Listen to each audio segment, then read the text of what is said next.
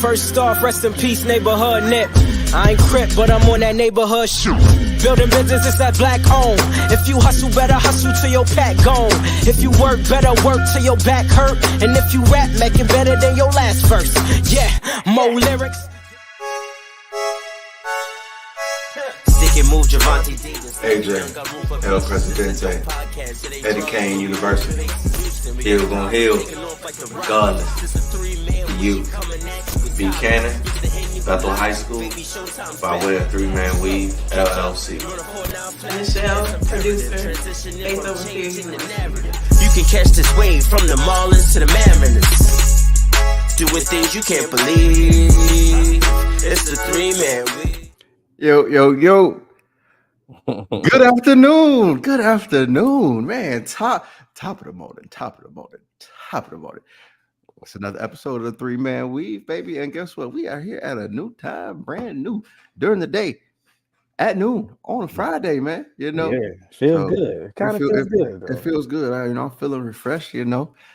Just got some work done and everything. And now, can I talk my shit again? So, again, I am AJ, your host, along with my co-host. You already know who it is, your boy Hill, and Hill gonna heal regardless, baby. Let's get to it, man. Where can they find us, good brother? Catch us on all major podcast platforms, 3-Man Weave, Instagram, Twitter, 3-Man Weave _. You can email us at podcast.3.man.weave@gmail.com.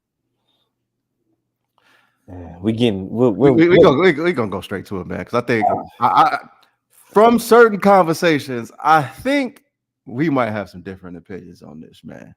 I think we might have some different opinions. And so this might be one of them episodes where we may not agree, or we might be saying the same thing, just different ways, and we think we don't agree. They benched Bryce Young, dog. They benched Bryce Young 2 games into the season, and he did not look good. The offense did not look good, and the Panthers as a crew, a mother-loving label did not look good. Mm-mm. So let me get your initial thoughts just on the benching. As bad as he's looked, and he's looked bad. I mean, all his deficiencies, his height, weight, and all that, size, pause, it showed up like times 10 these 2 games. Yeah. But at the same time, it's been 2 games. Like 2 games from, in year 2, like that's a little fast in my opinion. Of course. I cannot defend his play. Like he looks like he's getting worse. So it's like, bro, you're not giving me nothing to work with. Like I want to defend you. Cause you know how it go. Like you make your prediction in all, when they're coming out the draft season, you try to ride for your guy, and like say all the short guys, small guys, and all that. I'm gonna always defend them because I don't. You short? Yeah. Thanks. Sorry. Sorry. But it's like, you've been short all your life. You know how to deal with that. You know what I'm saying? So I don't subscribe to the size, thresholds all the time. But like he didn't give me nothing to work with, bro. Like I just can't I can't definitively come out here and make a statement and ride with Bryce the way he looked, bro. I'm sorry. For sure. And again, I'm not about to absolve Bryce for how he's played because he hasn't looked good. But what I will say is, to me, I believe that benching Bryce 2 games into a season and you're a first-time head coach, to me, that shows you didn't come into this situation with a plan. Because to me, what did you see in Bryce in year 1 where it's like, I can work with that and I can help him make his life easier so we could kind of move things forward with all of his measurables and the things that he actually does well. Because that's one of the things I don't see them doing. I don't see them kind of doing some of the things that, allows him to kind of work in those areas. And then my biggest issue that I've had is kind of like how people have been trashing him and said, oh, Dave Canales. He's he rebuilt back Geno. He rebuilt back Baker Mayfield. Mm-hmm. And yes, that is on his resume. But he rebuilt Geno with DK Metcalf, Tyler Lockett. He rebuilt Baker Mayfield with Mike Evans and Chris Godwin. It's a little bit different trying to rebuild someone else who's even shorter, who's even more diminutive than Baker Mayfield, and you don't have someone that you could just feel comfortable just throwing it up to in, Mike Evans, or someone that you could just, work over the middle and be comfortable with in a Chris Godwin, or even a Cade Otton, or how they were the efficiency that they ran the ball with Rachaad White last season. You had Tristan Wirfs back there, and their offensive line has improved this year. But to me, I feel like it's a lack of a plan if like your big move was to bring in Deontay Johnson. And like, oh, now we gave him help. I mean, the Steelers fans truly happy with Deontay Johnson? Like, okay, I don't want to cut you off. No, I didn't want to cut you off. Oh, so I literally said I didn't want to cut you off. I didn't want to cut you off, but I wanted to get this point out. But here's my last point, and I understand they drafted Xavier Legette, but was he someone that we knew he would have a defined role coming in? Because we saw something very similar with Treylon Burks. Oh, he can do it all. Mm-hmm. And then sometimes, like we discussed before, sometimes when you get someone that can do it all, these coaches don't know what to do because they want them to do it all instead of just saying, hey, start with this one thing. Let's make sure you can do this one thing really good. And then we can start building on all these other things that you bring to the table. So instead of him trying to do it all, like, have we even heard from Xavier Legette at all this season? I mean, we can't hear from him because and I get that. But what I'm saying is, like, it's like it just seemed like a lack of a plan and a lack of a game plan, because you did, like, what did you see from Bryce Young that made you feel like, okay, this is what I'm going to do, and this is what I can help you with, and this is what I can play towards as your strength? I see. That's why I give you pushback, and I'm glad you set it up this way. They had a plan, but the plan didn't work as of yet. Like I say, they went and got they said they didn't have any weapons, right? They said they didn't have any weapons outside of Adam Thielen. Adam Thielen getting old, so you did go get a Deontay Johnson. You did some of the things that a lot of the analytical community, a lot of the team building community asked you to do. Sometimes you got to take the pieces that you do have away and go get more pieces just to see if Bryce is good. They gave up a cornerback, you know what I'm saying, to go get Deontay Johnson. They traded Brian Burns to try to get some draft capital to get some more offensive pieces. They went and beefed up the offensive line. They went and got two guards to protect your miniature quarterback. So they went and drafted a wide receiver.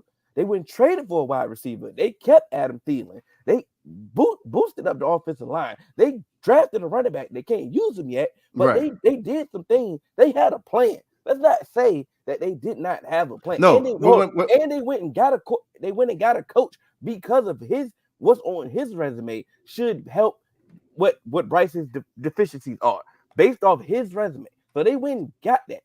Right. Just because the plan didn't work, let's not just say that they didn't have a plan, because once again, I go back to what Houston did last year. Nobody was hyped about Houston Texans offseason last year.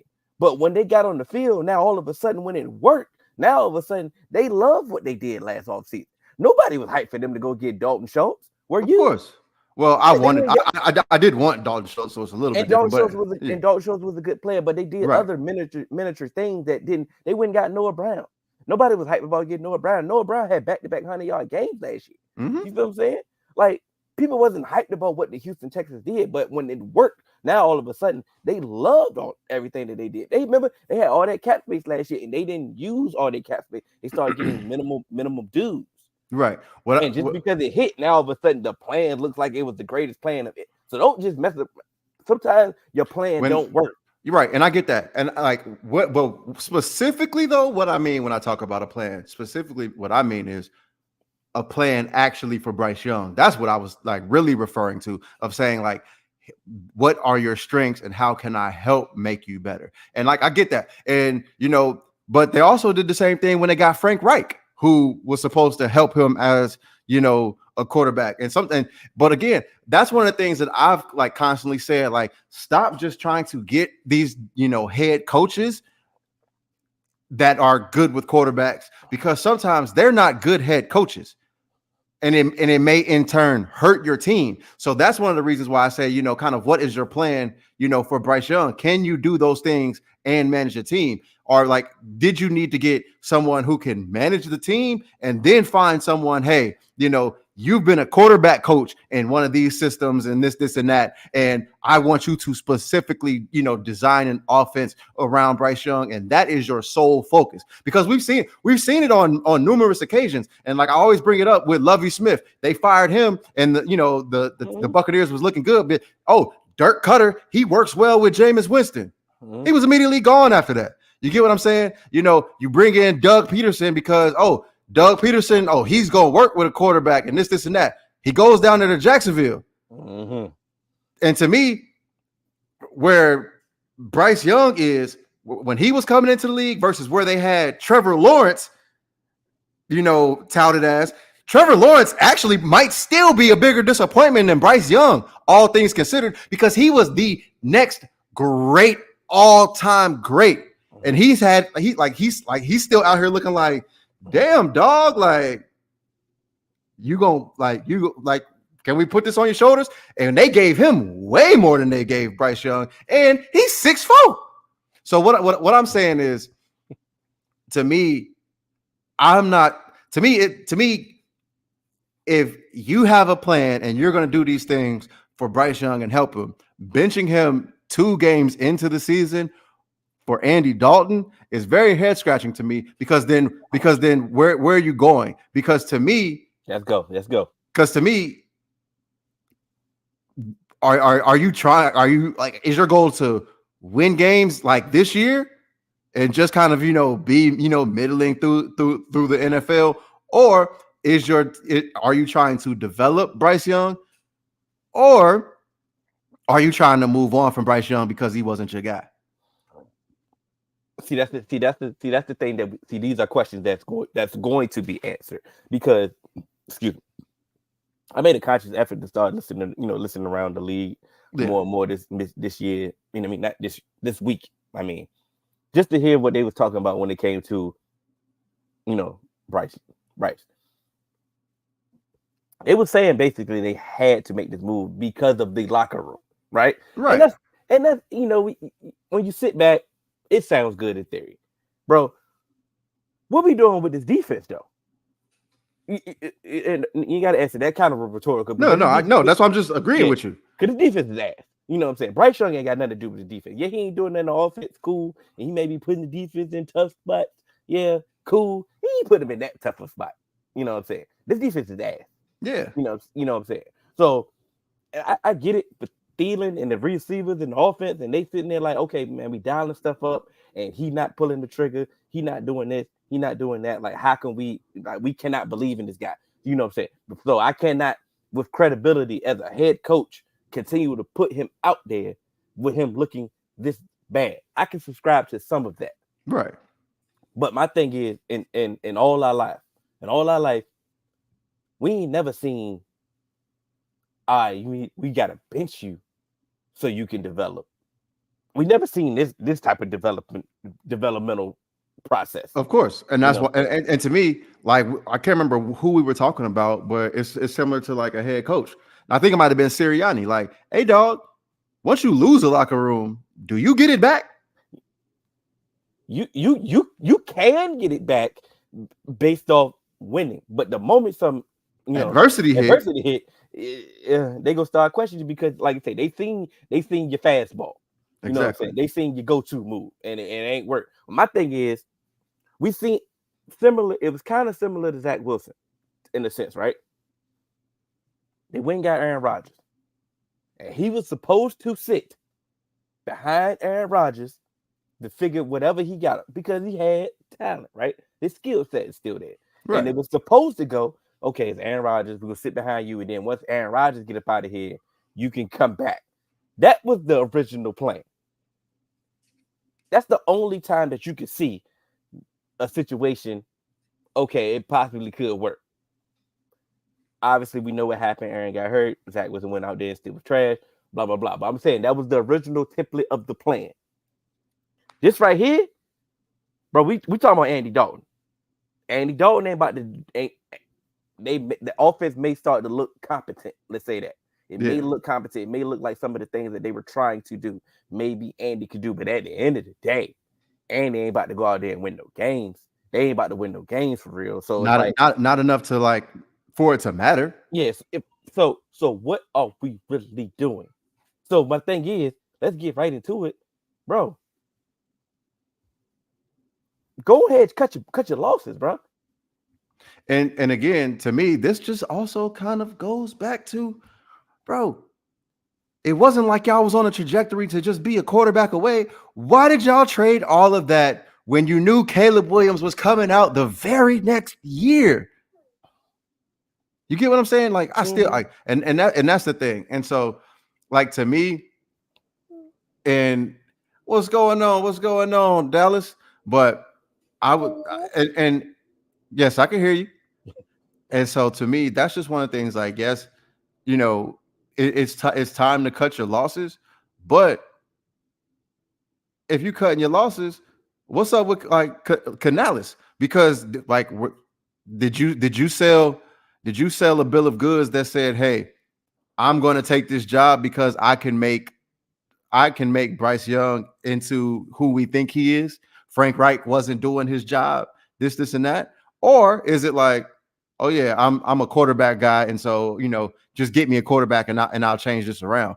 Truly, what is it? Because we've seen David Tepper fire coaches over and over and over. So, like, what is it? Like what is truly about to happen here? Because I'm not cutting you off, bro. No, so what truly is about to happen here? Because like Canales, what was your pitch when you took this job? Like, and that's another thing. Like, what is like, is this a directionless franchise and they just keep trying? They just trying anything to see if it worked? I mean, obviously, yes, bro. I mean, that's what they do. The thing about Canales, he had to sell it, bro. The first off, the media gave him his pitch. Yeah. This is what I do with short quarterbacks with Baker and stuff like that. So they gave him his pitch. So of course he went to the interview and said that. You know what I'm saying? But he cannot. David Tepper, obviously he's trash, but he cannot fire Dave Canales already, bro. Like, first off, he's young. So maybe we do have something in him. Like you say, we have to see. But like, you didn't give Steve Wilkes the job. Who did you fire? You fired Matt Rule. You didn't give Steve Wilkes the job. You go ahead and hire Frank Reich. You fire him mid-season. Like, bro, you can't keep firing all these people. At some point, you're going to lose everything that you have. You have to do something. You have to do something. And so, to your Dave Canales point, we have to see what he can do. We have to at least see something. He got to give me another year. We got to at least get him another quarterback and see something. Something has to have some stability around here. Like, even you fired the GM. So, like, you got to do something at this point that have something got to be stable. Now, what I mean by, of course, you should have just stood pat. Caleb Williams was coming out. You didn't have to do this for a quarterback. I get it. But you did. You made your bed. Now it's time to get up out of there, though. And it's no need to be greedy, bro. This is the part that's going to really go make me mad, is when these trades start coming out. We start hearing some of these rumors, and then all of a sudden, oh, no, we're not going to take a third from Miami. We want a number 2. We want a conditional first and all that. It's like, all right, hold on, bro. Like, hey, look, y'all benched him. Y'all told us he ain't good. I'm not going for none of that. None of these reports. You know what I'm saying? Now, it's some teams out here that, you know what I'm saying, it's more. Matter of fact, I sent you the report today. They say he's open to a trade with some of the teams. They on the list. What did I send it at? Because I sent it to you. Yeah. They got the Dolphins, they got the Jets, the Rams, and the Seahawks, right? Yep. And me and you had a personal back and forth about the Raiders and all that. Cool. That's fine. My whole point is, just get him up out of there. Yeah, and so here's one of the things that I never mentioned. When we had our conversation about the Raiders, just in case it came up. For me, it was like with the Raiders, why try and go get him when it's just like they might end up just having to cut him because you like think about it. If they're going to be at this point where it's like, oh, we want this, and they're not going to take less than a third, I'm almost certain teams like he gonna hit the open market eventually. Yeah. And so to me, it's like, all right, cool. If it's not in our timeline anyway to really try and just throw him in there, we want to see if he can succeed. Hey, we gonna look, he'll be out there. We'll try and get him. If we can't get him, we'll try and work in the draft. That's what our timeline is. Or, and that's why I was saying like teams that actually like the Dolphins and even the Rams, teams that are kind of not, they're in that we want to win now type thing, but we got questions at quarterback. To me, that's when it's like, okay, we could take a flyer on Bryce Young because we either have an old quarterback who might be gone soon and he can't stay healthy, or we have a young quarterback who can't stay healthy and we got injury guarantees in his contract anyway, but we want somebody with some high upside to kind of be able to do what we can. And so we'll take this flyer. And so to me, that's why I was like with the Raiders, it's like, are we trying like what are we like what are we in a rush for to move assets to get Bryce Young? They're gonna eventually cut him, and I'm like, no need to play hardball. I'm not saying play hardball, but I'm saying also on the flip side to play devil's advocate. They was in that situation last year when it came to, okay, we'll just wait for the draft. Okay, and they was waiting for the draft, and like I said, they wanted Michael Penix, and they was like, you know what? They tried to trade up for Michael Penix, and they didn't get him, and they missed out. For sure, but they didn't get him and they missed out. But also it was kind of, but it was kind of a curveball when the Falcons got him. So and I get what you're saying. Curveballs happen, but these new guys coming out, like I'm even trying to think some guys who may be second rounders. It's like, should we just like? Would you rather reach on somebody who might be a second round quarterback or bring in Bryce Young? With all things considered, how Bryce Young has looked, you get what I'm saying? I mean, yeah, I get it. I do get it, but like I said, they tried to okay, Aiden O'Connell wasn't a second round pick; he was a fourth round pick. Yeah, but we know how these quarterbacks are. Either you're a first round pick or not. That's exactly. That's how it really looks. So right. If that's the case, they tried to go get a first round pick. They was ready to load up to get the Raiders. They was ready to draft Penix. They didn't get him, and then they didn't reach on another quarterback. So that's fine. So it's like, okay, they can play. They don't have. I'm not saying give up the world to go get Bryce. I'm just saying if it's available for you to go get him, I would go get him and see if he has something. Because, like you said, we know what Gardner Minshew is. Right. But and this was another statement that I was going to make when you were saying go get Bryce Young. It's like, yeah, we know what Gardner Minshew is, but do we know Bryce Young is better than Aiden O'Connell as an NFL quarterback? I know Aiden O'Connell couldn't beat out he didn't beat out Gardner Minshew. He didn't beat out Gardner Minshew, but he's had better tape than Bryce Young so far. That's fine. So what I'm saying is like, damn, like with what we asking, like why even try and do that? Because if we move on from Aiden O'Connell and then we need Bryce Young and they could be in a wild card conversation, long shot with the defense that they possess. So what I'm saying is Aiden O'Connell gives you a higher floor today than Bryce Young does from what we've seen from him. So all I'm saying is, do you really want to move on from that in the event that, like you said, if Gardner Minshew shows us that he's Gardner Minshew, at least if I bring in Aiden O'Connell, I'll be like, hey, we might win a couple games. I never advocated moving on from Aiden O'Connell either. You know what I'm saying? But move on other teams. Like I say, the Rams have been trying to position themselves on having another developmental quarterback after Stafford. Like they've been trying to set things up. So, you know what I'm saying? A team like that with a quarterback guru that we've seen, you know what I'm saying, make some things happen with multiple quarterbacks. Hey, baby. Okay, I'm gonna let you do it. We've seen them do that. So it's like, why wouldn't they try to get ahead of the curve, because once again, they're going to be too good enough to be in the And range of draft a quarterback. and that's why I said the Seahawks, Raiders shouldn't do it. That's why we argued on the Raiders, because I don't think it makes sense for the Raiders. That's all I'm saying. These other places where he can he can strictly develop. Cool. My bad. I didn't mean to cut you off. I'm sorry. no. We only thing that we really argued about when it came to the Raiders was, I guess, might have been the compensation. Yeah. You know what I'm saying? But I'm not saying give up the world. Like my first statement was, hey, look, I'm ready to call. Hey, look, Justin Fields went for a 6. And that's why I was saying, like, bro, you will get a conditional 7. That could be a 6 depending on his play time. You know what I'm saying? Like, I'm not giving you a good, like, I'm not giving you a 5th, because again, like you said, Aiden O'Connell went for the 4th. I can get another Aiden O'Connell, and he may not have the ceiling that we thought Bryce Young has or may possess, but you in the NFL now, dog, and that's what you've showed us. I mean, at the end of the day, like I say, Trey Lance went for a 4th. Like I said, I could try in my hand with a 4th. You know what I'm saying? And you know what? If I'm the Raiders, I'm thinking about it. I could, you know what I'm saying? I would think about that too. But at the same time, I ain't, you know what I'm saying? The negotiations ain't about to be tough. Oh no. It's about to be, hey, look, this is what I'm offering. Either you take it or leave it. That's probably where we had the discrepancy at when it came to, you know, our debate when we had, you know. Yeah, because in my eyes, I'm thinking, hey, dog, we'll wait till he get cut, let them eat that dead cap, and we'll bring him on in. Yeah, now I ain't gonna argue about that part, but like I said, these other teams, think about the Seahawks. The Seahawks have been doing the same thing too. Why you think they went drafted for Sam Howell? Traded for Sam Howell. They trying to find a quarterback behind Geno so that they can transition smoothly, because some of these teams are going to be too good to be in the range of a top line quarterback. Like I said, 100%. We do not know the health concerns of Tua.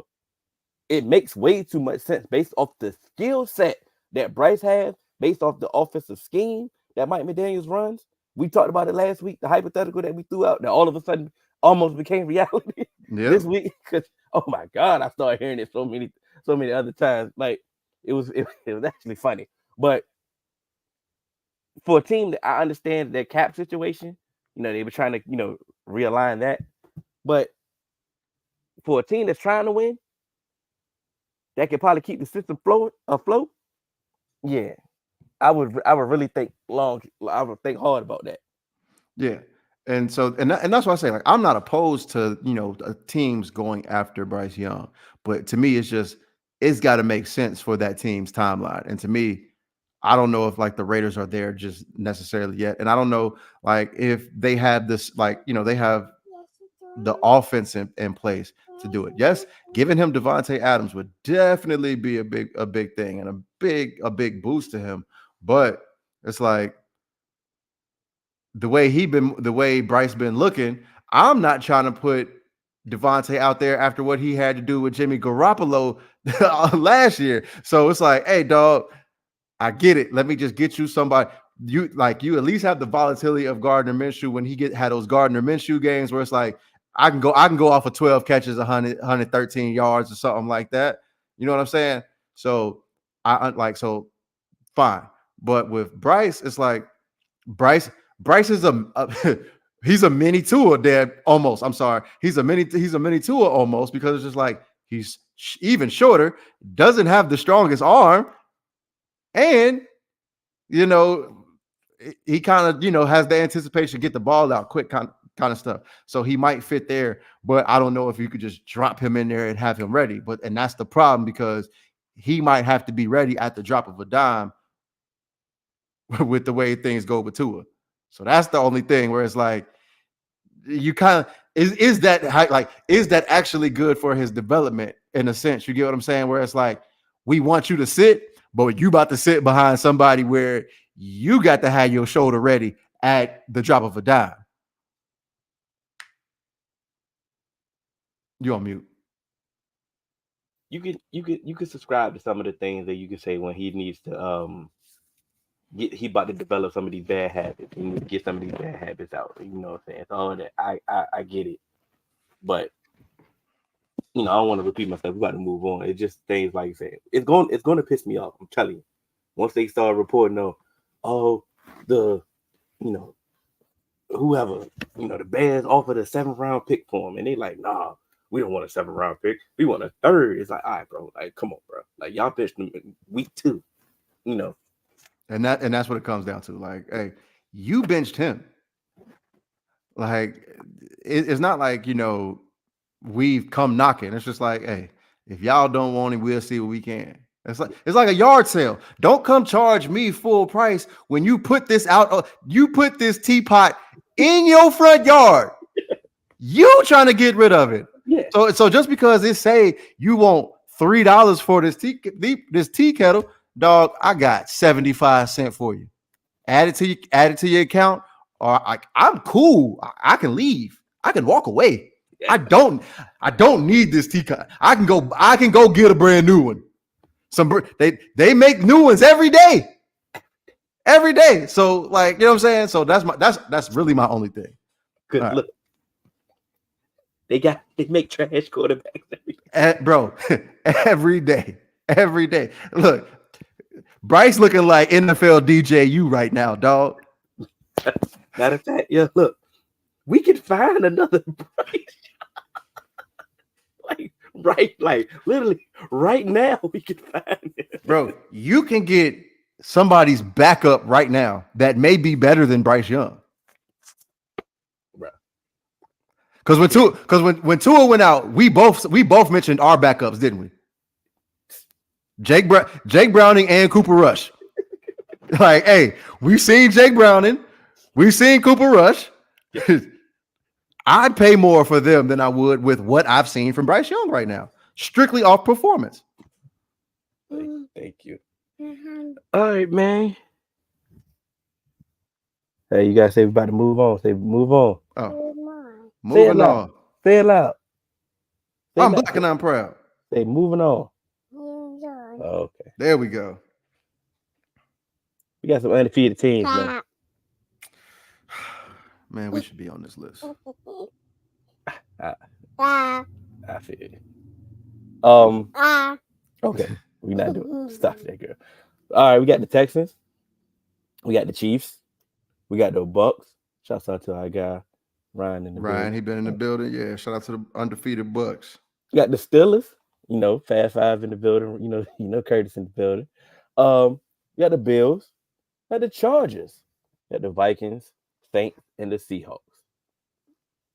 Any surprises? Yes. Or, okay, let's talk. Yes. Who you least surprised on this list? So I'm gonna just say it, dog. It's like I know it's still early, but at minimum, there's 4 teams on this list that I'm surprised about. 4? Okay. 4. The Chargers, surprise. To be undefeated right now, that's a surprise. The Saints, that's a surprise. The Vikings, that's a surprise because, Sam Darnold. And they're going to call me a hater. But, dog, I'm surprised the Steelers are undefeated. Why? I was going through your list, and I was like, okay, why are you surprised? First off, when you think about the Chargers, who they played the Raiders and the Panthers. Okay, first off, it's a coin toss. Yeah. The Raiders. I saw them beating the Panthers, but I thought with what we thought this offense would be, I'm like, it's going to be hard for them to win games. Yeah. So that's why I was like, 1-1 made sense possibly because it would be a close game to me. But I'm not like it's not the biggest surprise in the world. But I get what you're saying there. Like I get it. Like I get it with the Vikings. Like I said, they beat the 49ers. That's a surprise. But the first game was the Giants, so that's a surprise. You know what I'm saying? But I mean, there's no need to be surprised about about the Steelers. Like I said, they beat Kirk Cousins when he couldn't move, and then they went and played the Broncos. Like I said, right. I'm not minimizing their wins. I'm not surprised that they're 2-0. So let me say, I thought Kirk Cousins might have looked better.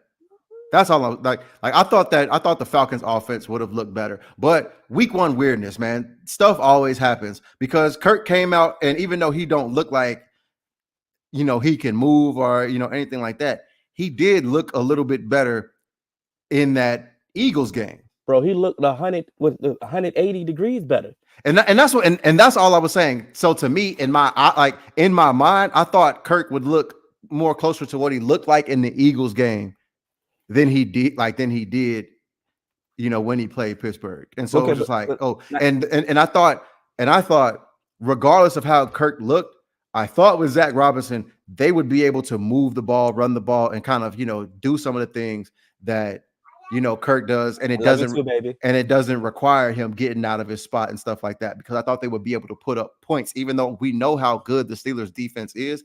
I thought that they would be able to put up points at a better rate than the Steelers could. And obviously, Chris Boswell. Okay, but based off week it was week 2, right? Yeah, week 2 version of Kurt. Would that week 2 version of Kurt beat the week 1 version of the Steelers? I think it would have. I disagree, bro. I can respect that. Because look at the Eagles defense, dog. And I'm not even trying to diss them, bro. Like that defense is not gelling yet. Right. You know what I'm saying? They're not gelling yet. I'm not about to sit here and just call them ass and disrespect them like that. There's no need for that. But they're not clicking yet. For sure. And it took a while during that game for Kurt to even look like something. And he didn't look like something until that final drive. You can still see that he's limited. He can't really put any oomph on the ball. You know what I'm saying? And stuff like that. I don't think that version of Kurt, I don't think they was beating based off what we've seen from the Falcons and Kurt. I don't think they were beating the Steelers. I don't think they was beating the Steelers. You know what I'm saying? I can respect that. For me, it was more so also not necessarily just Kirk, though. I thought with Bijan, they would be able to kind of, really get him involved in the run and pass game to really give the Steelers defense hell and kind of like stretch them horizontally. Yeah. To make things a little bit different. And that didn't necessarily work, because again, even that version of Kirk, I didn't foresee Justin Fields outplaying him. You get what I'm saying? Don't get me wrong. That the week 2 version of Kurt would have gave them a better opportunity to beat the Steelers. And if they would have beat the Steelers, you wouldn't have been surprised. Like you wouldn't. It's a coin toss, to be quite honest. Yeah. Because that version would have gave them a better opportunity. But the way that their defense has been looking, both weeks, I'm not surprised at them being 2-0 at all. You know. So I guess maybe that's what I mean. Like I should rephrase that when I said it. Like the coin flip games, like I usually think one goes one way and one goes another. That's why I just feel like, you'd be, kind of like you split the difference in those games in a sense. So I guess undefeated maybe too strong, but I stand firm in the Saints and the Vikings being undefeated at this time. Based off what we see, the thing about, and I get what you're saying about the Saints. This week is going to let you know about the Saints. You know what I'm saying? And sometimes like we ask the questions, and the questions can only get answered by once we see the results. Yeah, because we're working on a limited sample size here. But even if the Saints lose, like if the Saints go out there and lose this week, once again, it's going to be how they lose. Exactly. If they go out there and look bad, and all of a sudden they look fluky, ain't nothing working, it's like, all right, hold on, bro. Maybe these first 2 weeks was just clunky. You know what I'm saying? It is what it is. But if it's a tough game, a back and forth game, and the Eagles, show up and, deliver, it's like, all right, bro. Saints is all right. The Saints is a good team. They just lost. Yeah. But they went through. They did some things. Of course, like you said, everybody said week 1 was, hey man, you played the Panthers. All right, you played the Panthers, but it's also a divisional game, similar to the Chargers and the Raiders. Yeah. Okay, anything can happen because it's a divisional game. But you beat the brakes off. You beat the brakes off the Panthers. Okay, cool. You come out there, you dominated the Cowboys. Okay, cool. The fashion that it happened, yeah. Are you real? Are you real, or are the Cowboys not real? Yet to be determined. Yeah, that's yet to be determined, because they could be real. They could be emphatically real. Or Cowboys are just frauds. Where do you stand on the Saints? Just if you had to just like right now, if someone said, are the Saints contenders or pretenders? Where do you stand on them? As of right now, I believe yes, they are contenders. As of right now, because I think they have a game plan. They have a style that's translatable. Like they have a defense that can go up against probably anybody in the NFC. They have an offensive system that can go up with anybody in the NFC right now. Like I said, Alvin Kamara looks like CMC. Yeah. In a system that CMC is in. You know what I'm saying? They haven't even had like Chris Olave haven't even showed up yet. Yeah, He hasn't really gotten involved. He had a good game last week. You know, yeah, but not for where you drafted him at and what you drafted him to be. So that could still happen. Like you say, there's the running game is there, and like you said, they're protecting Derek Carr. And if you could protect Derek Carr, he will protect the ball. You know what I'm saying? Looking like 2016. You feel what I'm saying? So they can definitely go anywhere. They can remind you of the Lions last year. Yeah, Be quite honest. I can see that. So Kirk better get his shit together because hey, it's over. It's tough, and it's about to be tough in that division, especially with the Buccaneers playing good too. That's the surprise. You think the Buccaneers are a surprise? And it's not a disrespectful surprise, but I was surprised that they beat the Lions the way that they beat the Lions. So I wasn't necessarily surprised that they beat the Lions the way that they did, just because they did so much to work on that secondary. There was some work, like you can tell that they have the potential, but it's still some work that's necessary. And what did we say? Who can you get as a secondary rusher, outside of Aiden Hutchinson?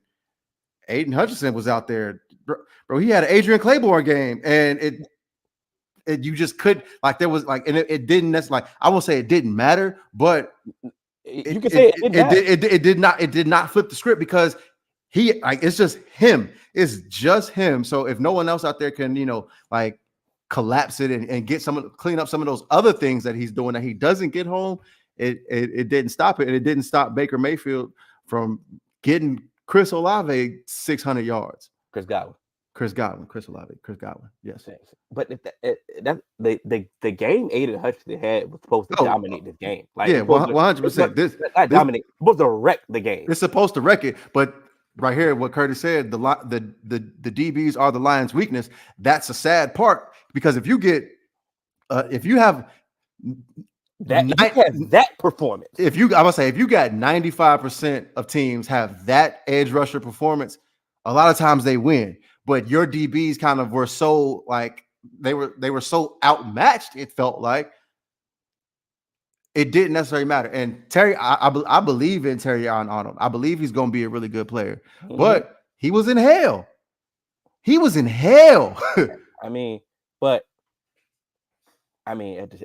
end of the day, not at the end of the day, but your defensive coordinator is a former cornerback, former DB. This, right? And look this bad. They're not supposed to look this bad, bro. Right. But what I will say, I'm gonna shoot Aaron Glenn some bail, because I think as the season is going to move forward, you're going to start seeing some of those, those changes and stuff like that, because you do have, some communication that you got to work through, some growth that you got to work through. Didn't they bring in another safety next to Brian Branch? I believe so. I can't think of his name right now. And so trust me, I know what bad safety communication looks like. You know what I'm saying? So I've seen it. And so I play with me, bro. And so it can definitely change how things work. And sometimes it becomes a top-down thing where it's like now your corners are playing on the island, your linebackers are kind of just trying to make plays that they necessarily shouldn't be, because corners are letting guys run free, because stuff like that, blown coverages, all of that. So I think the communication will get better as the season goes, but to me, it's not necessarily a surprise, because it wasn't like the Buccaneers weren't competitive last year. You know what I mean? And that's my thing. I'm sorry to cut you off. But we No, I did. was the We had a. Everybody was talking about NFC South so trash, right? yeah. And then I said the Falcons like it was like they Like was it just was. supposed to win it. Yeah, But with some other teams having some ailments yeah. and this early start that these teams had already took, like the Bucks and the Saints is going off. Some of these teams going, all right, you try to play in catch up mode and they already here. I know it's early. Things do happen. Things will change. But Oh, absolutely. we will see. But like I said, it's good for them to have this early start. Like it's specifically the Bucks and the Saints, because like I said, you know, who's the what's going on with Jordan Love knee? Yeah, y'all happened to win last week and survive one of his games that he missed. They said that boy if that boy played this week, Mm-hmm. that's crazy. Because yeah, like I don't like I said when I saw them like man, this might be one of the ones that ended all. Yeah. And so that's why it was crazy because But the same thing though. Like I said, the Rams and everybody's getting injured by the Rams. Like I said, some of these teams, hey, Cowboys and Eagles. yeah. You know what I'm saying? Cowboys and Eagles, y'all might be fighting for the division, but one of y'all might want to get this, y'all keep tripping. Y'all might need this wild card spot. Shoot, the way our defensive line getting injured. every single body on the defense, like in the defensive interior has gotten hurt. We had to go out and sign somebody. Already it's gotten that bad. So it's but that's specifically I was staying on the NFC, but let's recap our teams before we get to our picks.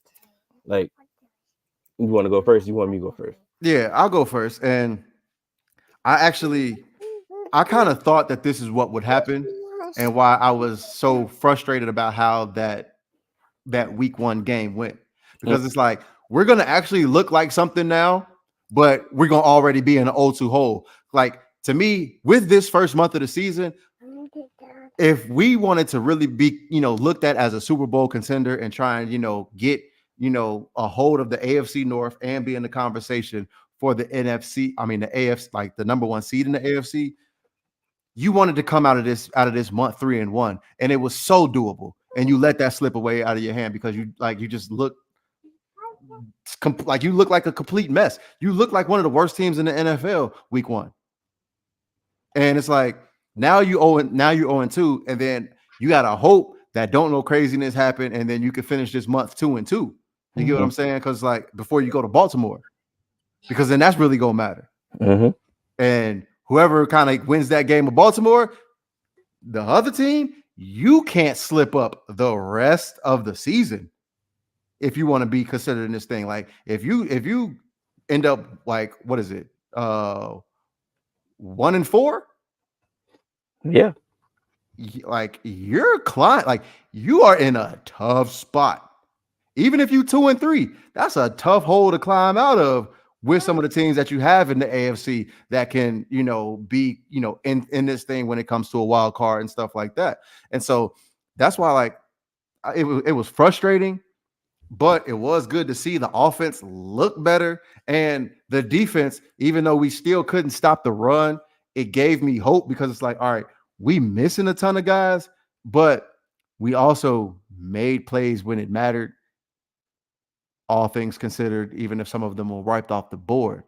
But what I will say, one of my biggest, like, remember I told you, one of my biggest concerns was the cornerback room coming into this. Dax Hill, he's looked good. Mm-hmm. Cam Taylor-Britt, he's looked really good. Mm-hmm. And then DJ Turner, he played an over route perfect, got an interception, but it got wiped off the board. And then one of the things that I loved to see from Lou is that sometimes on these passing downs, he would take Mike Hilton out the game and have Cam Taylor-Britt, Dax Hill, and DJ Turner out there. Because say what you will, Mike Hilton, he's not the best cover guy. Mm-hmm. He plays more like a box safety than he does, a cover corner in a sense. And he's more of the physical, and he's only 5'9". So it's like, 5'9" with the soul of a 6'4", you know what I mean? For sure. But that was the line that changed my life. I know 100%. So it's good to see that Lou is willing to, kind of start maneuver things around. And say what you want about Dijon Anthony, getting the pass interference on the end of the game and stuff like that. But for Dijon Anthony is a 7th-round rookie, and you brought him in third safety sets. I'm still confused because why isn't Jordan Battle coming in? But you bringing him in on those 3 safety looks, and he was covering Travis Kelce, and Travis Kelce was quiet. Yeah. Travis Kelce was quiet. So he took his lumps. There were certain times where, the veteran stuff that Mahomes was doing was getting to him, as far as like when Mahomes was getting out the pocket, he still looked downfield. And so Dijon Anthony's not realizing you don't have a single route over on this side, and he's just looking you off to just run, to scramble and get the first down. But that comes with stuff as growth. But it gives me hope that Lou is like, hey, I found a role that he's good at, and I'm going to allow him to play it, and he's going to grow into it. And then eventually he can step in for Von Bell, or he can step in for Geno, or any of that stuff. But he's getting that experience now, and we're not throwing him to the wolves. Now, what's really about to be the kicker is when Myles Murphy get back.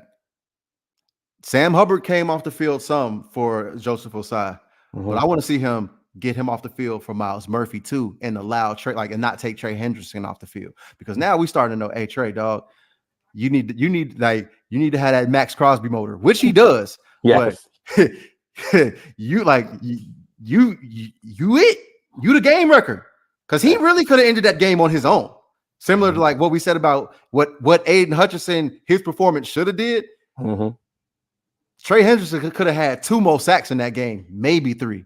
And on that last play, he's the one that made Patrick Mahomes get up out the pocket. So what I need to see is I need us to come out this game, and I'm going to say it till I'm blue in the face.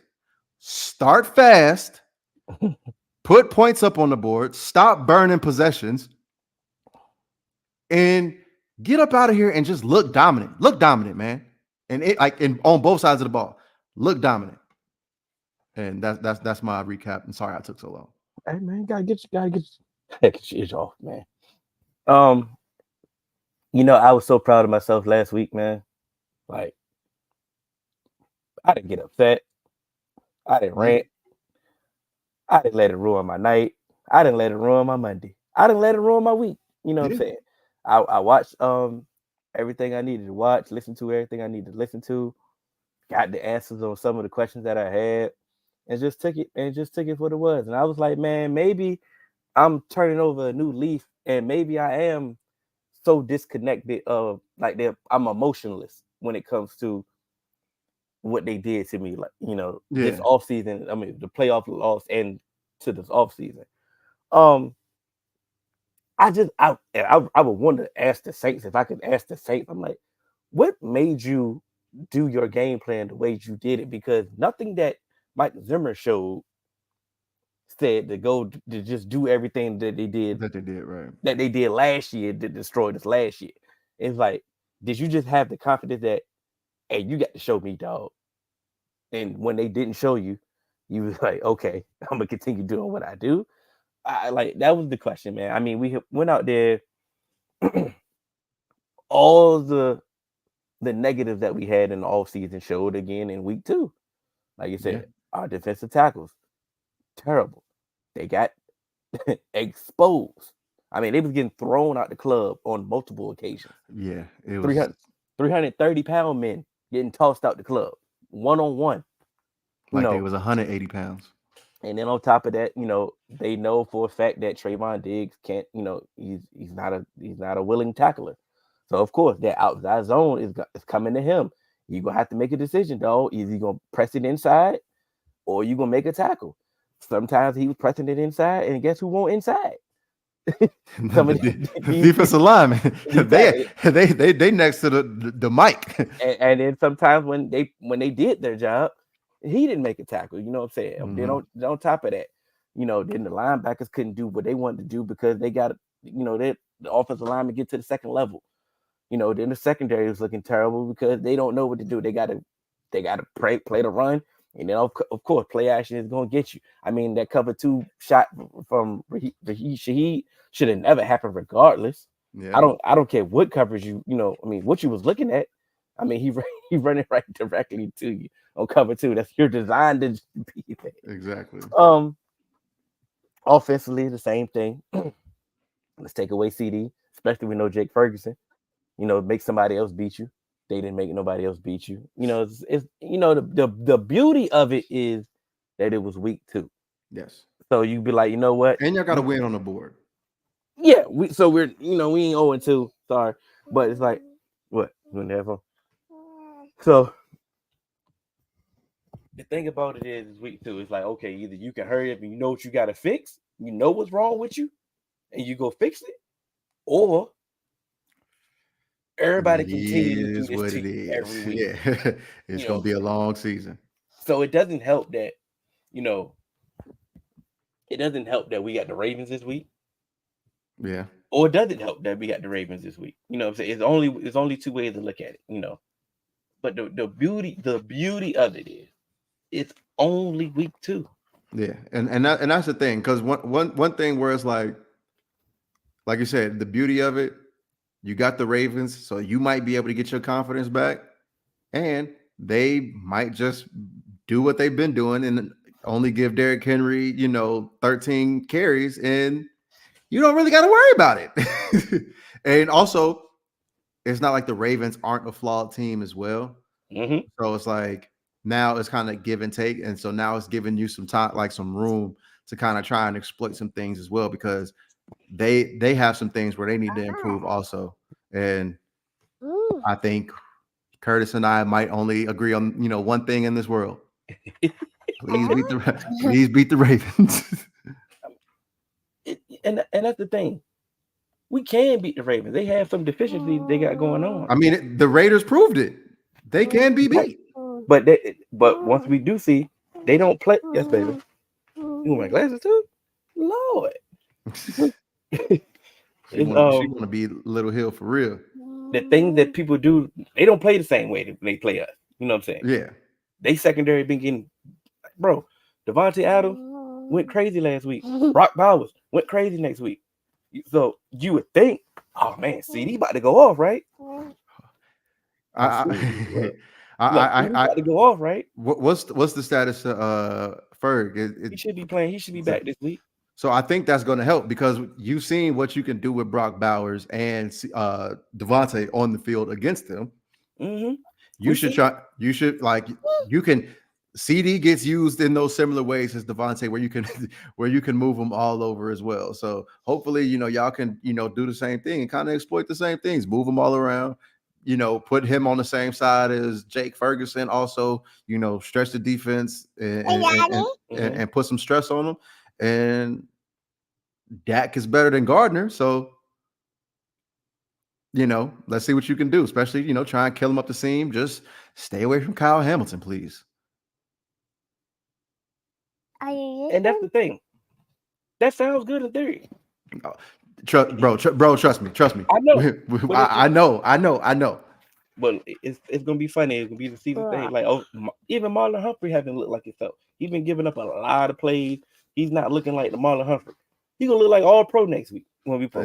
They told that man stop recording this podcast. He was looking so bad. That's how you playing bad when they bring up anytime. When they bring up that podcast, dog. The whole league got a podcast. But it's just me. It's just me, huh? The moment you play bad, it's always the podcast's fault. Yep. Ain't nobody say nothing about CJ. Who? CJ Stroud. His podcast. CJ Stroud. Look, Cam Jordan. What's the Steelers dude? Defensive. Oh, Cameron Hayward. Cameron Hayward got a podcast. Ain't nobody say worry about Cameron Hayward. Hey baby, nobody say worry about them. But we lose. Micah been that pickup of Mike. Don't even do a post-game interview. Stay away from all microphones. Matter of fact, don't even say 11 is the mic. No mic. Nothing. No, 11's not the mic. Michael Parson ain't on the A mic. You ain't doing the A gap. Nothing. Go home and watch film. it's just the beauty. But once again, it's the beauty. It's funny that before the season, all the projections was we were going to lose to the Browns and we was going to lose to the Ravens. Now all of a sudden, but they It's we the it's dire. Y'all like y'all. Is it panic time if y'all lose to the Ravens? It was like y'all did, and that's one of the things where it's like, you always got to keep that in mind. Like, hey, did y'all think we was gonna be? Yeah, did y'all think we was gonna be 1-1 coming in this anyway? Because y'all said we was gonna be 0-2. So honestly, yeah, like it just didn't happen the way y'all thought. Y'all thought we would lose to the Browns. I thought we was gonna beat the Saints. Obviously, the Saints ain't who we thought they were, and the Browns. They are who we thought they were, but some other people didn't think that. You know what I'm saying? So it is what it is. But at the same time, okay, you will. But at the same time, you all right? We almost lost you. I almost lost you now. I almost lost you out there today. Now she playing. You getting down or what? You getting down or you coming up? All right. Okay, go ahead. Can I get my All right. Can I get my glasses though, baby? Right. Okay. But yeah, man, it's I'm taking over the new league, and I may have been short, but we do have Dallas Duo tonight, and that's where you get your Dallas info at for real. We did a recap after the game on Sunday. But you said we're gonna preview the Ravens. We're gonna go more in depth on strictly all Dallas, so that will be tonight. I think 7 or 8. I hit D right up to see what's going on. But before we get to this, before we get to all our picks, you did your survivor yet? I did, bro. Is this the toughest week? I think I'm in a good spot. I think I got me a good pick. I ain't had a heart. I wanted to go with the Jets. I wanted to go with the Jets, but I was scared because of how the Patriots looked against y'all and then taking the Seahawks overtime. I say this is gonna be a competitive game. Who's knocking at my door? But yeah. So who did I pick this week? Oh yeah, I feel like I have a good pick. I'll explain it when we get there, but let's go ahead and once everything lock up. All right, so what we're gonna do left to right. Yeah, so we already know about the Thursday night football game. We already got the results of that. Do you want? Let's recap that right quick. Yeah. Aaron Rodgers looked good. He did. He did. He got up out the pocket a couple times too. Because he was looking like a statue too in the first 2 games. Yeah. Man, hold on. Go ahead. Yeah. Somebody's at my door. All right. But that's the thing about it is the fact that Aaron Rodgers is actually moving now. It's like the first 2 games, he was looking like a statue. And it's like, okay, man, hey, if he looking like a statue, I get it. His arm strength is still there. But it's like, you're going to have to move at least. You know what I'm saying? They lost Morgan Moses, but they did draft Olu Fashino. So that is good. So they did have the insurance policy of that. So that's the good aspect on that part. But Jets look good, man. Look good. The Jets look good, and I was a little bit concerned because I thought like, if Christian Gonzalez can make it, tough on Garrett Wilson, how would this offense be able to look? Based off of what we've seen from the Patriots, so far this season. But Mike Williams got involved, Alan Lazard got involved, the tight ends definitely got involved, and then Breece Hall was out there making plays, man. And so it was like, okay, if that's how this offense can run, then yeah, it could get spooky. Let me know if I'm hating or not. You hating? Right. That touchdown pass to Garrett Wilson was a dime. Mm-hmm. Was a dime. But did they put too much sauce on the dime just because Christian Gonzalez just missed it? Because he was right there. But that's why I don't think it's too much sauce. Shout out to Future dropping a new mixtape, because he put it high and outside enough that regardless of Christian Gonzalez trying to jump it, it wasn't there, because that's the perfect spot. It's not too difficult for your receiver, but out of reach from your it's out of reach for the cornerback. And so I don't think that they put too much sauce on it, because that's that's ball placement. That's where you want it to be. Very similar to that Rashee Rice touchdown on Cam Taylor-Britt. It was like, if Rashee Rice didn't have it out over his, over his outside shoulder where he extended from it, Cam Taylor-Britt would have broken it up. And then you saw exactly what would have happened on the very next time they targeted Cam Taylor-Britt, to Xavier Worthy on that same exact play. Cam Taylor-Britt made the catch of the season already. You get what I'm saying? So if that ball is just a little bit inside by, a couple of inches, Christian Gonzalez might be taking that the other way. Okay. You get what I'm saying? And so that's why I don't think it's too much sauce. I think that was warranted. That's a ball placement, man. Sometimes, like we said, sometimes certain quarterbacks, they make their receivers look not pedestrian, but like not spectacular, because sometimes the ball just be in the right spot and it's just like it makes it look like a routine ass catch. But that wasn't a routine play. That takes ball placement, understanding, awareness, understanding speed and all of that stuff. And like, you got to think about how many quarterbacks would have actually left that too far inside and threw that pick. And then, when they put that stat out, all his the amount of touchdowns that he had, this is the first one to a first round wide receiver. I was like, go ahead, dog. Yeah, you got it, dog. So, Nah, do the little voice you do when I say get him a first round receiver. I'm just messing with you, nigga. Yeah. All right. Browns and the Giants. Is this a candidate for nasty game of the week? Yeah, because Deshaun Watson, the quarterback, so yeah, it's nasty. So yeah, it's the nasty game of the week. I do want to say, Malik Neighbors is everything is advertised.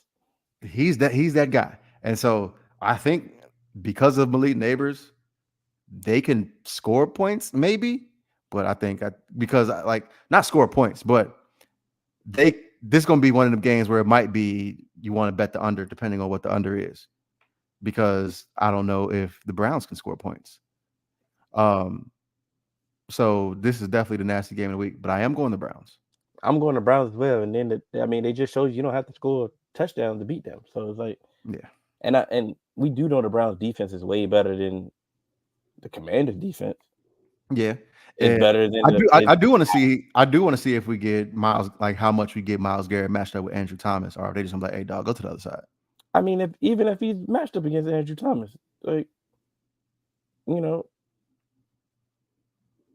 get there. Yeah, yeah. I mean, then on top of that, like you said, you got Denzel. Their corners is definitely Malik. Malik Neighbors might be in hell. He might be in hell this weekend. If he gets off, then he gets off. He one of them ones. And we got the Titans and the Packers. I'm gonna go to Packers. If Will Levis would just stop. I think this could I was almost ready to pick the Titans, but I'm like, I think he might give the ball away too much, so I'm gonna go to Packers. We did a whole segment of Bryce Young, right? Mm-hmm. Why we ain't got a Will Levis segment, bro? No. I get what you're saying, because to me, it's only 2 games again, and guess what? Brian Callahan, I'm sorry, you just got there, so it's like, all right, we're gonna see what we can do here. It's the same exact thing. No, it is the same exact thing, but I'm saying it to me when it comes to the plan, it's like Will Levis is doing some of the things, but then he just keep doing to me that's even worse than what Bryce Young is doing, because Bryce Young he's just like, it's just bad. Will Levis has cost you the game twice. And they have Mason Rudolph on that bench. Yeah. That's okay. Andy Dalton. I'm about to say, you depending on what you think, you might this version of Andy Dalton. Who knows? But I mean, based off what he did last year, of course, they will think Mason Rudolph is better than Andy Dalton. But that's pretty much it's a Spider-Man meme. You know what I'm saying? But at the end of the day, we know he would protect the ball. They could be 2-0 as well. Yeah, they could definitely be on that 2-0 list. So I'm that's why I'm confused about. And then, like I say, Brian Callahan keep coming out and he keeps saying it. Hey, bro, these dumbass Cut that shit out. Yeah, like okay, so what are we waiting on? How many more times he can have credibility, keep going in the locker room, keep putting out Will Levis in there. Now we go to so whose decision is it? Whose decision was it? The bitch Bryce Young? Was it the owner? Oh, it definitely came down from the owner. Or Okay, even if it didn't come down from the owner, he got the okay. It was he got the okay for, like, he asked Dave Canales, or he went to Dave Canales and said, "Do what you got to do," and Dave Canales said, "Yeah, I want to bench him." So whose decision is to keep Will Levis right here? This is most likely the owner saying, "Hey, keep pushing." We having the same situation, but we're not having the same result. And they did the whole offseason. What did they do in the offseason? They did a whole lot of stuff to make sure Will Levis look like something, right? To me, they put more around Will Levis than they did Bryce. Okay, so what we waiting on? I'm gonna make the meme when we get on. And don't worry, because if Will Levis have another boneheaded move, I'm gonna call it. All right, so I just wait. What you eating? Oh, okay. Give me one. All right, so we got the Bears and the Colts. I got the Bears. Yeah, I got the Bears too. Anthony Richardson, that last game was very confusing. That was nasty. Mm-hmm. So he got to show me, and he got to step up, and he got to do something. But I'm going to Bears. I actually like that defense. I think Jalen Johnson, he gonna shadow Michael Pittman, and it's gonna make it tough for the rest of that offense, unless they get that running game going, man. So I'm going to Bears. The Bears defense have been legit this entire season so far. Mm-hmm. This is going to be the game that Caleb Williams looks like the number 1 overall pick for real. And they don't have Eric Armstead to get after him either. So I think, not having Eric Armstead, I think this is where Caleb Williams is going to try and, he might get into a groove a little bit. So I'm definitely going with the Bears on this. Bro, I don't care who they had, bro. We know they're going to be in the same. We know the coverage they're in right now. Very true. Very true. We know the answers to the test. You about to give Caleb Williams the answer to the test, bro. He about to look like legit. Yeah. Cover three beaters all day. And if he don't look legit, we got a problem. Then we got something to talk about next week. Yeah. All right. We got the Vikings and the Texans. Man. It would have been an easy choice. Huh? Okay, I got it, baby. It would have been an easy choice, but the way that defense looked last week against Oh,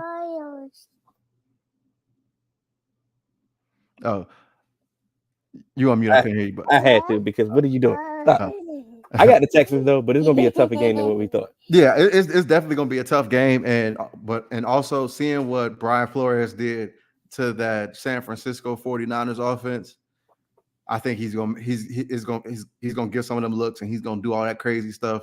And so it's gonna be a real back and forth between Bobby Slowick and Brian Flores. So I'm going to Texans, but this is one of them ones where I wouldn't be surprised if we got a win from the Vikings, especially if Justin Jefferson is actually, at least 85% healthy, because him versus Derek Stingley is going to be a sight to see. Yeah, I'm about to say he know all about Derek Stingley. Mm-hmm. All right. Yeah, go ahead. We got the Eagles going to New Orleans. I'm going New Orleans. Not off hate. Is based off logic, bro. They talk about we can't stop the run. They talk about y'all can't stop the run, bro. The Eagles can't stop the run. Mm-hmm. And here's my thing. And they ain't got no excuse why they can't stop the run. Exactly.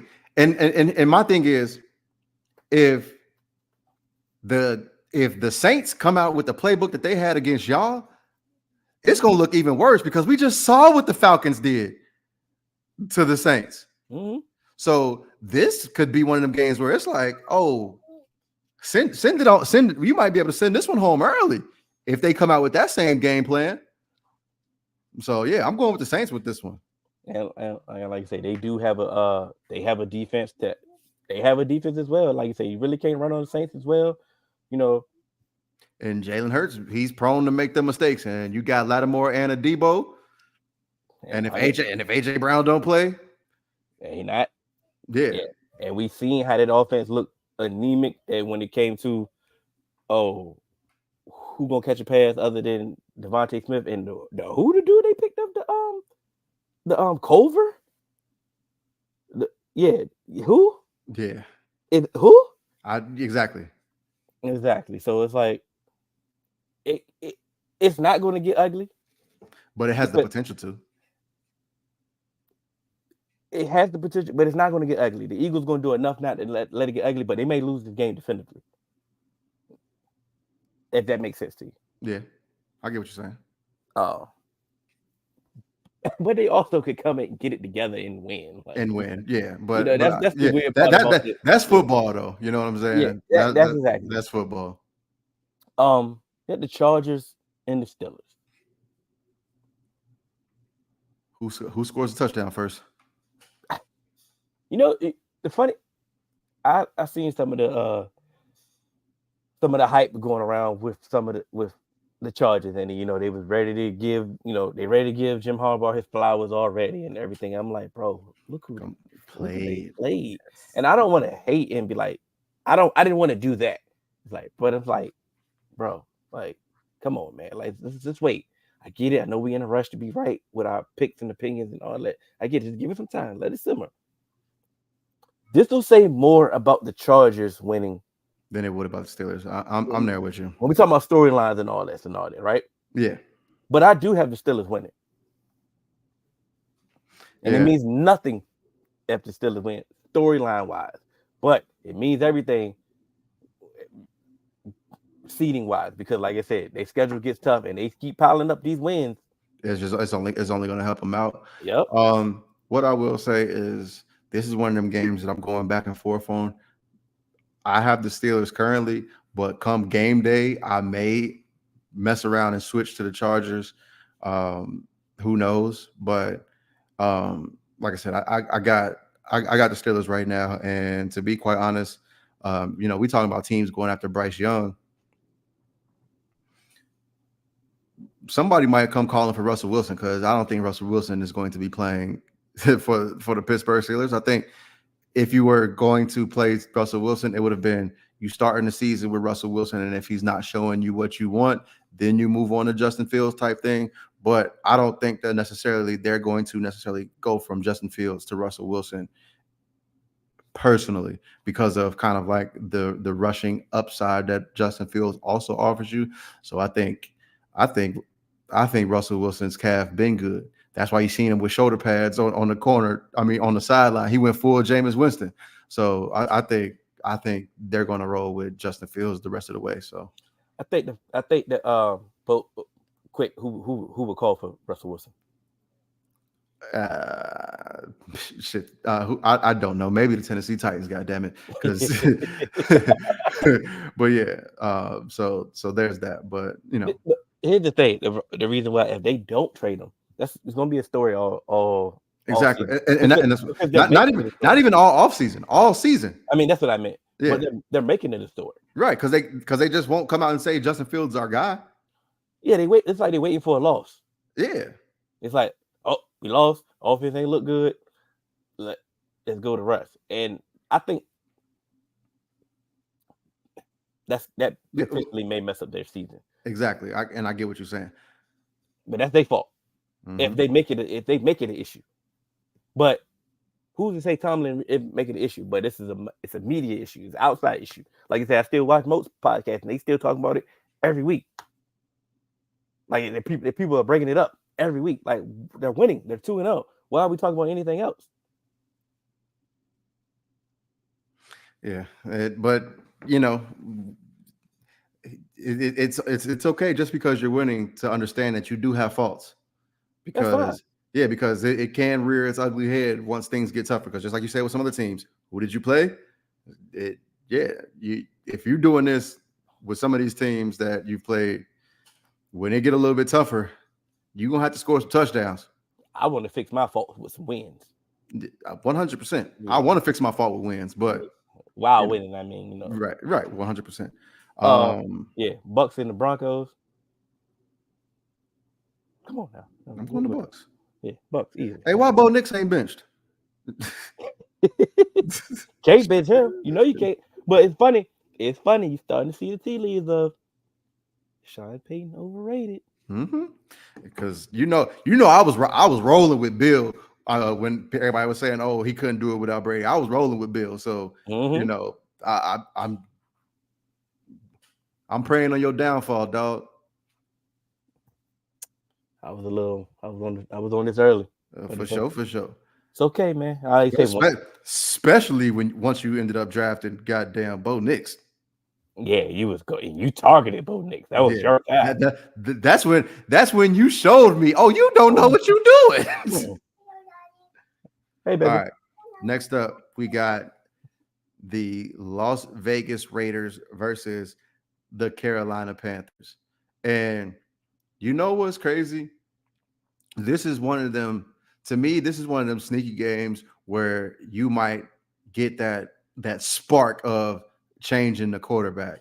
And because I see you shaking your head, but remember when they went to Andy Dalton last year, he put up 300 yards against the Seahawks last year. So it's definitely possible.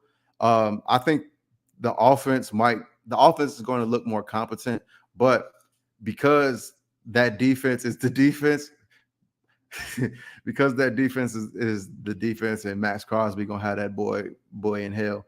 I'm gonna go with the Raiders, but this might be one of the ones you'd be like, oh, the Panthers, they pulled it out. It's been Bryce Young's fault this whole time. When in actuality, nah, it's just a little bit different. I believe every word you just said. I know I was looking crazy, but I believe every word you just said. But I'm still picking the Raiders. Oh yeah, I'm picking the Raiders, but defense is ass. Oh yeah, 100%. That's what I say. Devontae Adams. They let Quentin Johnson get two. I might put Devontae Adams down for 4. You know what I'm saying? You let Quentin Johnson get two of the things. Oh no. And funny thing about it, I knew who the two was on, and I wasn't even watching. I said, "Come on now." So look, the offense may look better, may look competent, may do some things. Like I said, the Raiders can't stop the run either way. So Chuba Hubbard may get off, may look better. Miles Sanders may look like something. You know what I'm saying? The offense may start clicking. It ain't got nothing to do with defense.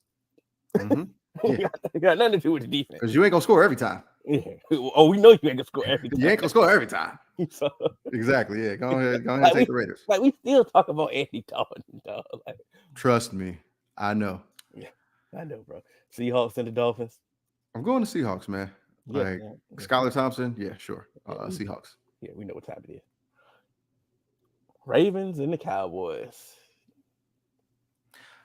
I'm leaning towards the Ravens right now. Mm-hmm. But I think that the only reason why I'm like moving towards the Cowboys is I do think, hey, you put Michael and Roger Rosengarten, or whoever they have over there at right tackle, can fuck all of this stuff up. You said that about Trevor Penny last week too. I did, but not you, but I'm just saying people. Yeah. But that's why it's like I still need to see it because they still got Linderbaum up the middle, and some of those guys. I'm interested to see whose defense makes the most plays, and I think this is going to be one of them games. Turnover battle. Who can get those extra possessions? Whoever can get those extra possessions, that's who's going to win it. And so right now, I got. Thank you. Right now, I got Baltimore, but I am kind of on the fence, especially if Jake Ferguson can come back right, and I think it's going to add another dynamic to that offense. Yeah, I ain't on the fence. You was leaning. You was leaning to the Ravens. Oh, you just pushed me over. I'm Young Joe. Throw the lean, baby, all the way. Ravens. They about to beat the brakes off these boys, dog. And the fact that I was hyped. I'm like, yeah, we about to bounce back and beat the Ravens, and we do have a good record under McCarthy of bouncing back after losses. Right. And it's at home again at 4:00, so it's like we have an opportunity to beat the Ravens. We can beat the Ravens, but Jordan Phillips is on IR. And he was bad. Yeah. Linval Joseph is still out there. He's old and bad. Mozzie Smith had a back injury this week. He may not even play. So who is going to play DT? First off, the DT room was already bad. Then you get to the backups of these dudes, Yeah. that means you got to be worse. Yeah. So it's gonna be, and then you got Derrick Henry. Even if they don't, even it don't matter how many carries they give him. He gonna lean forward. They gonna do what they gonna do. They about to run all over us. They ran for 150 on the Raiders. All right, you already bet the over. Bet the over. They about to beat the brakes off these boys. Yeah. Yeah. I Gonna get understand. ugly. It's gonna get ugly. Yeah. All right. We got. That was it. You good? Yeah. Right. San Francisco 49ers and the Los Angeles Rams. Yeah, we can go ahead. Somebody can bounce back. They about to bounce back on these Rams. Bro, everybody on the Rams is hurt, dog. So that's the only reason. Yeah, everybody's hurt on the Rams. So I'm going with the 49ers, and I'm going with the 49ers in a big one, and they're gonna try and make a statement. The weird part about it is the Rams normally give them hell. Yeah, not this time though. Not this time, because like I said, everybody on the IR for them. Yeah. We got the Cardinals and the Lions. It's gonna be tough. I got the Lions bouncing back, winning. Mm-hmm. But like I said, this score gonna be. I would bet whatever the spread is for the Cardinals. I would bet it. Yeah. If that's the case, especially with the secondary looking, especially with the connection that he got going on now with Marvin Harrison. And that's why I'm doing it. Going with the Cardinals, dog. Trey McBride, Michael Wilson, Marvin Harrison Jr. They're going to put up points on that secondary. And they're going to come out with this one. And this is going to be kind of their, this is going to be that statement for real. This is going to be that one that's like, all right, we one of them ones that y'all going to have to watch out for. They're going to play on feisty. And I understand the Cardinals got some issues on defense as well. And so I do understand that. So I foresee this one being one of those high scoring games. And with that high scoring games, I think that the Cardinals just seem to kind of be in a better rhythm. I don't know what is holding Sam Laporta back right now. He doesn't seem to be in a rhythm right now with Jared Goff. And, to me, that's actually a big part in this offense. And they haven't, and I think that's causing some of their issues in the red zone. And so with that being said, that's one of the reasons why I'm going with the Cardinals, because we know they're gonna run the ball and stuff like that, but in the red zone you're gonna need some of them bodies to get open or make those contested catches. And so the Cardinals having some of those guys to do it, and they look to be in sync. I'm going with the Cardinals. Yeah, the Lions haven't looked like the Lions that offensively. We get it about the defense, and we understood that the defense was going to be, specifically the cornerbacks were going through a transformation. It was going to take time for them, but we had the offense supposed to come out clicking. Yeah. Especially with the games James Williams had on week 1, you supposed to have that's an unlocked dynamic that you haven't had. Yeah, but I'm not understanding what's going on offensively with them. But I still got them bouncing back and winning this game. Like I said, it's possibly a shootout, but yeah, I got to win it. All right, Chiefs versus Falcons. I got the Chiefs. I got the Chiefs. I understand. I don't really even want to give no analysis on this game, dog. It's just the fact that Kirk can't move. Yeah, he can't. And Chris Jones, he finna call his shot and get up against whoever he want. Kirk can't move. Like you said, the defense is gonna do what they do, and they just have the defensive game plan that can hang with them boys. Exactly. So, yeah, Chiefs. Monday Night Football, the one of the. I hate when they do this, but yeah, it makes no sense. But we got the Bills versus Jaguars. Next week we're gonna have something to talk about. I got a segment for us. All right. We're gonna have to revisit some of these things we said in the off season. All right. And you already alluding you see what I'm alluding to, because I had the Bills. Yep, I knew it. Yep, there you go.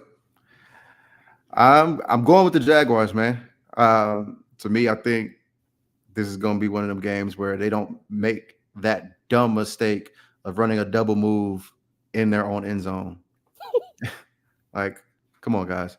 What are we doing? They're going to actually understand that, hey, we've played football before. And I think this is going to be a game where, they kind of get up early on the Bills and try and, run it out and just get out of there with a win. Oh, so you picked the Jags? Oh, yeah, I'm going with the Jags. And he said, "Oh yeah, definitively. Okay, yeah. Oh yeah, we can definitely have something to talk about." Yeah, for sure. Next week. I mean, Yep. not next week. We got Monday night, the last other Monday night game.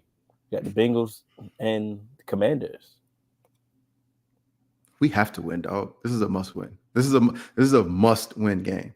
And what I can say, this game could easily go the same route of that Patriots game that we had, because the Commanders can run the football, dog.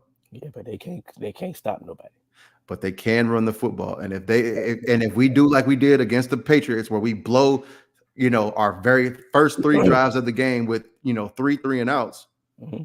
and if they get a touchdown in the field goal in that span, they can make that game really, really short. So again, I do think that I knew he was gonna get there, and to the Eagles fan extraordinaire, but we got to win. And like I said, we got to come out fast, come out quick. The O-line actually has been looking really good, so I think we can do that. T. Higgins has been practicing, so it's a very big possibility that he can play. So if T. Higgins can play, then we can actually see what this offense looks like, kind of like at full capacity, regardless of kind of some of the guys on defense that we've been missing. So with this offense, I think hopefully, we can kind of get up on them early and get up out of there with a W, because we need it bad. It's like they definitely gonna run the ball on you, because Brian Robinson definitely been toting the rock all year. Mm-hmm. So they definitely gonna run on you. That's not gonna change. But they've been running on everybody. Yeah, and then they can't score. Like but this is also not those teams weren't the Bengals. Yeah, but at the end of the day, they play the Giants. Yeah. But the Bengals known to have that weird. We've already did it against the Patriots, but we known to have these performances like, dog, like aren't you supposed to be, a playoff caliber team? So I'm just hoping the defense that we had last week plays, and not the defense that we had in week 1. And that's what. But who did they play? Who did the Cardinals play? The Commanders play week 1. Was it the who did they play week 1?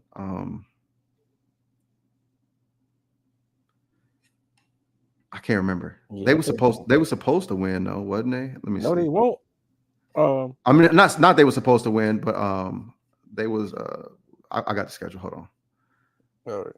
It is they played the Buccaneers. That's right, the Buccaneers. Yeah, they played the Bucs and didn't stand a chance. It is. That's what I meant. I didn't mean to say they. I mean they didn't stand a chance, but yeah, they didn't stand a chance against the Bucs. They bounced back against the Commanders, but they only lost to the Commanders to the Giants, because the Giants didn't have a kicker. Yeah, the Giants scored 3 touchdowns on them. Mm-hmm. The Giants scored 3 touchdowns on them. Bro, stop playing with me, bro. I get it. I get it. Well, here's my thing. If Malik Neighbors can get 11 catches, this needs to be I want this to be the Jamar Chase game, because these teams they've been taking them out. So hopefully that this could be one of them big Jamar Chase games. Yeah, and then especially like you say, if T playing, like I say, they gonna run on you. But like I said, they can't score. So y'all gonna win. It may get closer than it should be. It may be closer than what you think or what it should be. Right. That and that's what I'm saying. But to me, like I said, like I told you earlier, I want a dominant performance, but we'll see. I feel you. So yeah, man.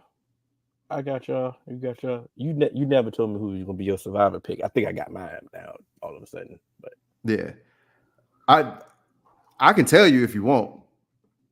I mean, you don't want, because because I'm not. You think I'm about to pick the same one? No, I'm not. All right, who's your survivor pick? I think we're going with the Bengals this week. Okay, all right, I'm going with the Buccaneers. And who the Bucs play this week? The Broncos. I already used the Bucs. That's why. So I couldn't. Yeah, I saved them. That's why I was like, oh, this is perfect. I used the Bucs week 1. So yeah. So you could have told me if that was the case. Yeah. I almost went with the Raiders though.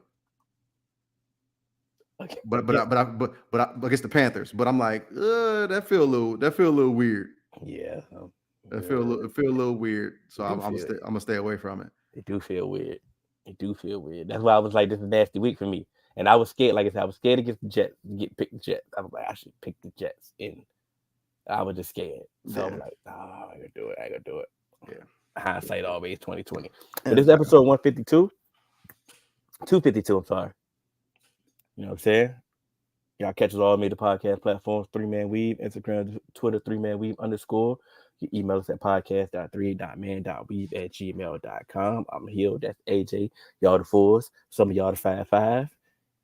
And we y'all.